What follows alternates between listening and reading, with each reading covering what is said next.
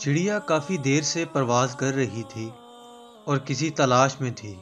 مسلسل پرواز کرنے سے اس کے پر بری طرح تھک چکے تھے، بھوک بھی ستانے لگی تھی۔ اب وہ کوئی محفوظ ٹھکانہ تلاش کر رہی تھی۔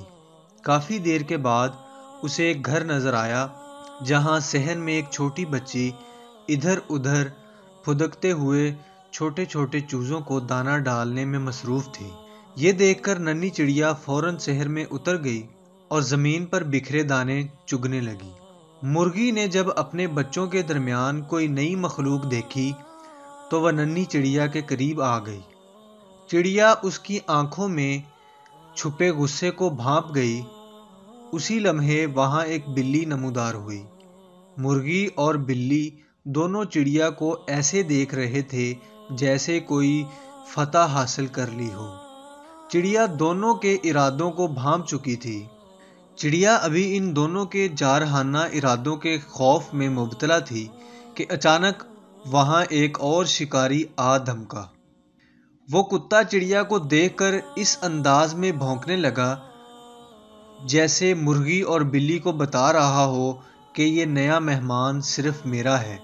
چڑیا اس نئے شکاری کی آمد پر بری طرح بوکھلا گئی۔ کتا اب چڑیا کے بہت قریب آ چکا تھا۔ چڑیا کو فوراً کوئی محفوظ جگہ تلاش کرنی تھی۔ وقت بہت کم رہ گیا تھا۔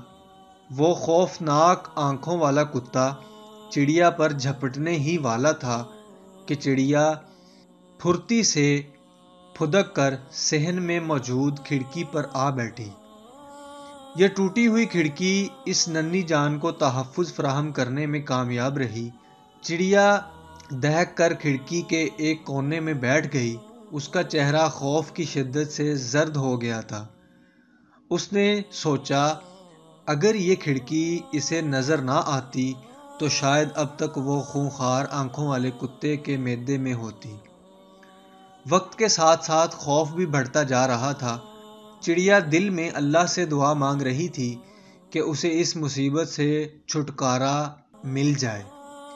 بھوکی چڑیا اپنی بدقسمتی کے بارے میں سوچنے لگی، کاش وہ چڑیا نہ ہوتی بلکہ انسان ہوتی، کوئی اسے اپنا نوالا نہ بناتا، اسے ہر وقت اپنی جان بچانے کے لیے دوسرے خونخوار جانوروں سے اپنی حفاظت نہ کرنا پڑتی، آرام سے چین کی زندگی بسر کرتی، کوئی کتا یا بلی اسے کھانے نہ آتا اور نہ وہ آج اس طرح خوف میں رات کاٹ رہی ہوتی۔ وہ رات واقعی بہت دہشت ناک تھی۔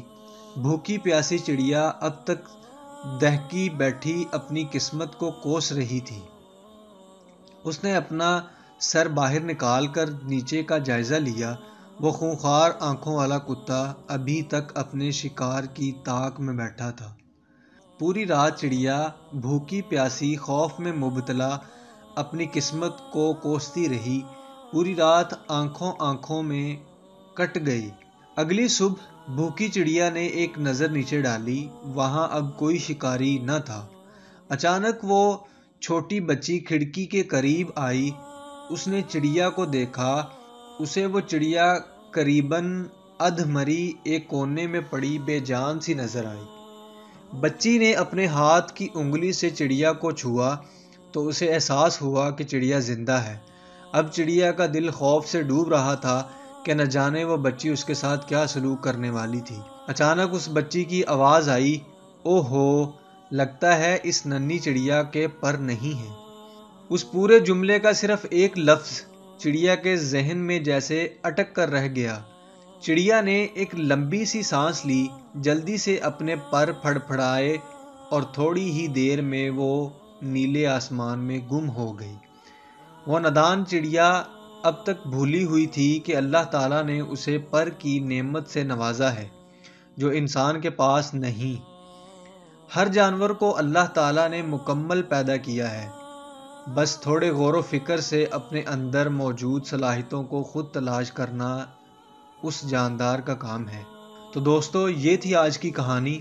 اس کہانی سے ہمیں پتہ چلتا ہے کہ ہمیں کبھی بھی اللہ تعالیٰ کی رحمت سے مایوس نہیں ہونا چاہیے۔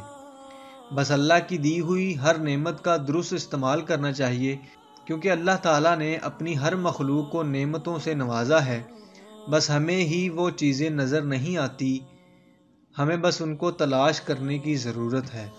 تو اگر آپ لوگوں نے یہ چینل سبسکرائب نہیں کیا تو اسے سبسکرائب کریں۔ ملتے ہیں اگلی ویڈیو میں، تب تک کے لیے اجازت دیجیے، اللہ حافظ۔